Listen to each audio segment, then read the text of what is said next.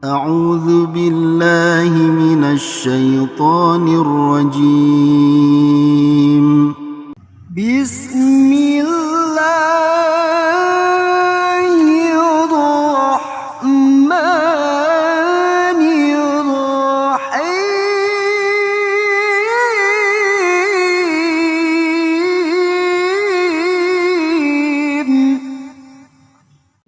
Dan jangan ditunda atau ditahan kasih sayang, cinta, pemberian dan pengorbanan. Ini poin 17 penting. Sering memberikan hadiah Bapak Ibu sekalian. Kata Nabi SAW, tahadu tahabu. Ada orang begini rumah tangga, saya nggak mau terlalu cinta sama pasangan saya.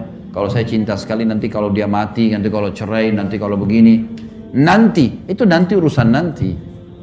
Sekarang, dialah suamiku, inilah istriku. Lampiaskan semuanya pada dia. Semuanya. Apa saja. Cinta, kebutuhan, kasih sayang. Itu kata-kata yang berhubungan dengan romantis, habisin semua. Keluarin semuanya. Sentuhan, pakai semua cara. Sama pasangan. Lampiaskan semua. Jangan diredam. Nggak boleh redam. Yang itu. Aisyah radhiyallahu anha, itu kalau Nabi SAW datang, beliau menghempaskan rambutnya, gitu kan? Kemudian meletakkan padanya wangi-wangian. Dan seringkali Aisyah duduk di atas paha Nabi SAW. Begitu datang, lakukan itu. Baru ngobrol, gitu kan. Baru ngobrol. Banyak perempuan menganggap ini kaku. Ini nggak usah. Apalah ya, kayaknya tidak patut. Nggak bisa. Nggak ada istilah tidak patut. Kalau sama suami istri berbeda. Ingat, satu-satunya yang boleh memandikan jenazah kita kalau kita meninggal, hanya pasangan. Orang tua kita nggak boleh. Laki-laki dan perempuan, anak-anak kita Bapak Ibu sekalian, kalau umurnya sudah 7 tahun, namanya sinnu rushd. Umur yang bisa membedakan jenis kelamin. Kalau sudah 7 tahun anak laki-laki kita, maka ibu-ibu nggak boleh lagi lihat dia telanjang mandi. 7 tahun, belum balik. Bapak-bapak, anak perempuannya sudah 7 tahun, nggak boleh lagi dimandikan. Sudah sinnu rushd. Sebagian ulama mengatakan 10 tahun maksimal. Jadi belum balik pun sudah tidak boleh. Semenjak itu sudah nggak boleh. Dan mahram kita, mahram anak kita atau ibu kita atau ayah kita, mahram hanya boleh lihat leher ke atas, siku ke bawah, dan lutut ke bawah. Paha sampai di dada nggak boleh dilihat nih. Yang boleh lihat hanya pasangan hidup kita, suami istri. Sampai jenazah pun kalau mandi, ibu saya mati, saya nggak boleh mandiin. Sama perempuan boleh atau suaminya yang boleh. Saking pentingnya nggak boleh lihat aurat nih. Berarti kita balik sekarang pemahamannya, kalau sama suami istri nggak boleh ada batas. Nggak boleh ada batas. Lampiaskan semua. Saya bilang tadi, semua kosakata yang bagus keluarin. Semua yang bisa menggoda lawan jenis pakai di pasangan kita. Semua minyak wangi, semua pakaian, semua bahasa, semua retorika, bahasa badan lah, ya, semua dipakai. Harus dilampiaskan di pasangan nih. Ini penting sekali.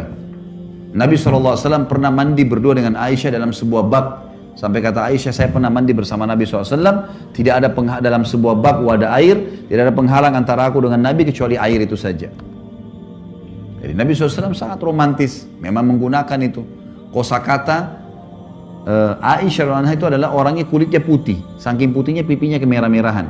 Bahasa Arabnya untuk perempuan kalau warna merah hamra, tapi dalam bahasa Arab ada namanya ismut tasghir, mengecilkan sesuatu dalam bahasa, tanda sayang. Maka hamra diganti jadi humaira, diganti Aisyah, dipanggil lebih sayang lagi. Habisin semua kata-kata itu. Itu penting sekali untuk bisa digunakan dalam rumah tangga kita. Saya bilang di sini, cintai pasanganmu setulus hati karena Allah.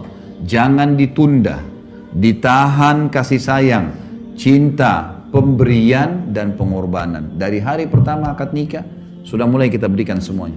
Ini pasangan saya, inilah tempat saya untuk melampiaskan, untuk membentuk karakter, untuk nanti menjadi ayah anak-anak saya atau ibu ayah saya dan seterusnya.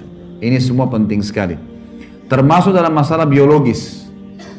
Ini penting sekali, lampiaskan semuanya. Sabda Nabi pekah sekali. Kata Nabi SAW, kalau seseorang di antara kalian berada di antara dua paha istrinya, maka dia sebaiknya berijtihad, puaskan pasangannya. Gitu kan. Dia pun suruh cari puasan. Maka ini penting sekali untuk membangun rumah tangga itu. Poin ke-18, kontrol pergaulanmu. 99,9%, teman-teman sekalian, rumah tangga rusak karena pergaulan. Penyebab utamanya ini. Ibu-ibu banyak teman sama temannya ini suaminya lebih kaya. Ditarik ke retorika kehidupan itu di dalam sini. Suami kita cuma mampu memang belinya begini. Ranjang yang bisa dibeli 5 juta, yang sana beli ranjang 150 juta, nggak bisa ketemu. Kalau tarik itu ke sini bakal kacau semua, gitu kan? Si laki-laki lihat istri temannya selalu berpenampilan seperti A atau B atau C.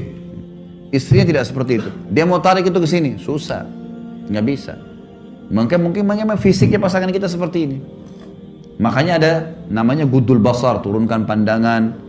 Perempuan disuruh pakai hijab. Semua itu tujuannya untuk itu. Untuk meredam supaya orang jangan cemburu.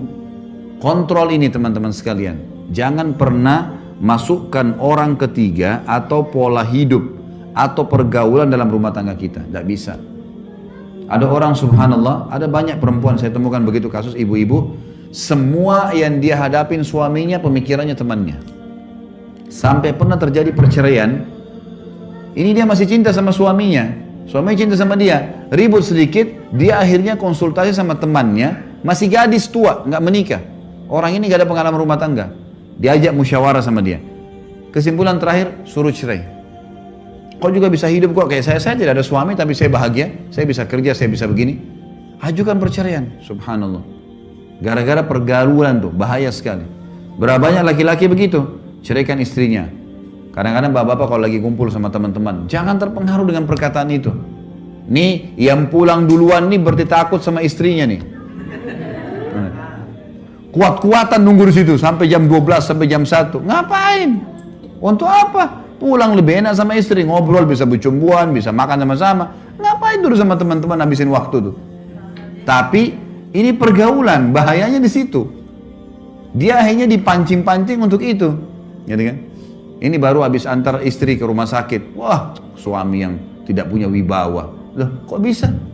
Istri sakit. Utsman bin Affan itu tidak ikut berperang loh di perang Badar.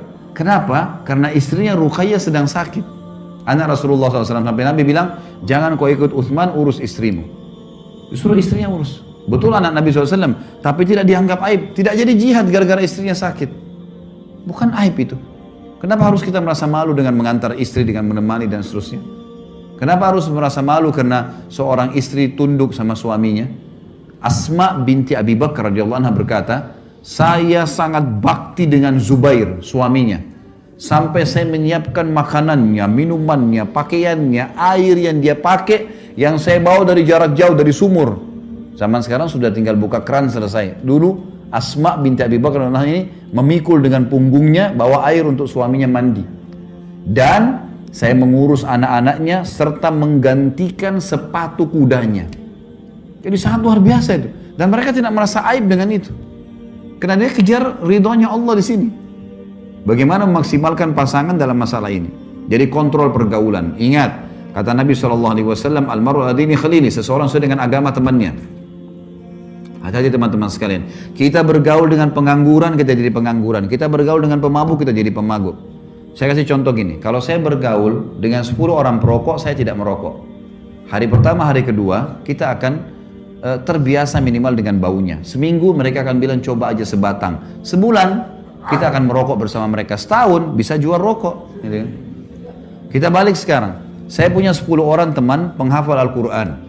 Saya nggak bisa ngaji, bodoh sekali huruf hijaiyah pun tidak tahu. Hari pertama, hari kedua saya malu. Seminggu kemudian boleh belajar huruf hijaiyah. Sebulan kemudian bisa ngaji, setahun kemudian bisa hafal Quran bersama mereka. Hati-hati pergaulan, bergaul sama orang rusak, rusak kita. Bergaul dengan orang baik, maka baik kita.